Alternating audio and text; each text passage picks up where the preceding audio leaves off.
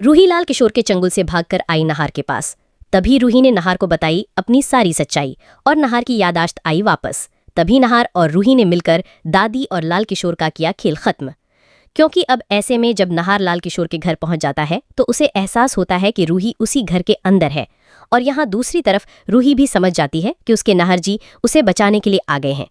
तभी रूही नहार को आवाज़ देने वाली होती है, लेकिन रूही नहार का आधा ही नाम बोल पाती है, क्योंकि तब तक लाल किशोर रूही के पीछे से आकर उसका मुंह बंद कर लेता है और एक कपड़े से उसका मुंह बांध देता है। तभी रूही की थोड़ी आवाज़ सुनकर नहार तुरंत समझ जाता है कि उसकी रूही इसी घर के अंदर है। तभी नहार घर के अंदर जाने की कोशिश करता है, लेकिन घर का दरवाज़ा अंदर से बंद होता है। तभी नहार लाल किशोर के घर का दरवाज़ा तोड़कर अंदर घुस जाता है। और जब नहार लाल किशोर के घर के अंदर जाता है तो उसे रूही और लाल किशोर कहीं भी नजर नहीं आते हैं, क्योंकि लाल किशोर रूही का मुंह बंद करके छुप जाता है। नहार पूरे घर में दौड़ दौड़कर रूही को ढूंढता है, हर कमरे की तलाशी लेता है, खिड़कियां खोलता है, लेकिन वहां अजीब सी खामोशी पसरी होती है। उसकी सांसें तेज हो रही थी और दिल में बेचैनी बढ़ रही थी। उसे पूरा यकीन था कि रूही यहीं कहीं है, लेकिन लाल किशोर ने उसे बड़ी चालाकी से छुपा दिया है। काफी देर तक खोजने के बाद भी जब उसे ना रूही मिली और ना ही लाल किशोर, तो आखिरकार नहार भारी मन से घर लौट आता है। घर आकर भी नहार का मन बिल्कुल शांत नहीं होता। उसे साफ लगता है कि परिवार के लोग उससे कोई बड़ा सच छुपा रहे हैं। तभी उसे स्टोर रूम में मिली वो डायरी याद आती है। उस डायरी के हर शब्द में उसे रूही की याद और उसका दर्द महसूस हुआ था। नहार पक्का मान लेता है कि वो डायरी रूही की ही है और उसी में उसके रिश्ते की पूरी सच्चाई छुपी है। अगली सुबह नहार एक बड़ा कदम उठाता है। वो अपना पूरा सामान एक सूटकेस में भरता है और सबके सामने घर छोड़ने की ठान लेता है।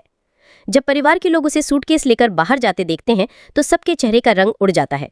छोटी माँ घबराकर पूछती हैं, नहार बेटा, ये सब क्या कर रहे हो? कहाँ जा रहे हो तुम? नहार गुस्से और दर्द से भरी आवाज में कहता है, जब तक आप लोग मुझे इस डायरी का सच नहीं बताओगे, मैं इस घर में एक पल भी नहीं रुकूंगा।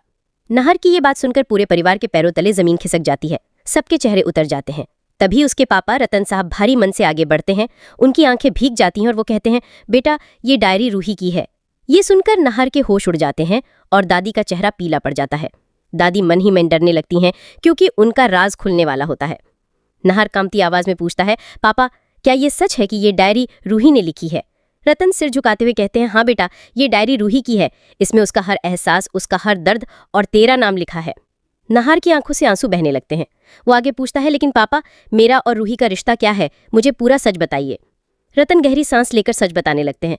नहार बेटा, रूही तेरी पत्नी है, तेरी असली जीवन संगनी। ये सुनते ही नहार स्तब्ध रह जाता है। रतन आगे बताते हैं कि डॉक्टर ने कहा था कि अगर रूही तुझसे अलग नहीं हुई तो तू कभी अपनी यादाश्त वापस नहीं पा सकेगा और तेरी जिंदगी खतरे में पड़ जाएगी। दादी ने इसी बहाने रूही पर दबाव बनाया कि वो नहार से दूर हो जाए। मजबूरी में रूही ने नकली शादी का नाटक किया ताकि तू अपनी जिंदगी आगे बढ़ा सके। रतन ये कहते कहते नहार को उसकी और रूही की शादी की तस्वीरें दिखाते हैं और साथ ही उनके बेटे रूहान की भी तस्वीर दिखाते हैं। जैसे ही नहार की नज़र उन तस्वीरों पर पड़ती है, उसका दिल जोर जोर से धड़कने लगता है। अचानक उसका दिमाग गोल गोल घूमने लगता है और पिछले कई सालों की यादें बिजली की तरह वापस लौट आती हैं। उसे अपनी शादी, अपने प्यार और अपने बेटे का हर पल याद आ जाता है। नहार चीख कर कहता है, रूही, और रोते हुए जमीन पर बैठ जाता है। इधर लाल किशोर के घर में रूही भी हिम्मत जुटा रही थी। जब लाल किशोर गहरी नींद में था, तभी रूही ने बड़ी चालाकी से उसकी जेब से चाबी निकाल ली। कांपते हाथों से उसने अपने पैर में बंधे ताले को खोला और धीरे धीरे बाहर की ओर बढ़ी। लेकिन जैसे ही वो दरवाजे तक पहुंची, लाल किशोर की नींद खुल गई। उसे रूही कहीं नजर नहीं आई तो वो गुस्से से आग बबूला हो उठा। चारों तरफ उसे खोजने लगा और आखिरकार उसने रूही को भागते हुए देख लिया। लाल किशोर जोर जोर से चिल्लाता हुआ उसके पीछे भागा, लेकिन रूही ने अपने साहस से उसे मात दे दी। उसने रास्ते में मिट्टी और पत्थर उसकी आंखों में फेंक दिए, जिससे वो कुछ देर के लिए रुक गया। इसी मौके का फायदा उठाकर रूही पूरी ताकत से भागती रही। उसका दिल सिर्फ एक ही बात कह रहा था, मुझे नहार के पास पहुंचना है।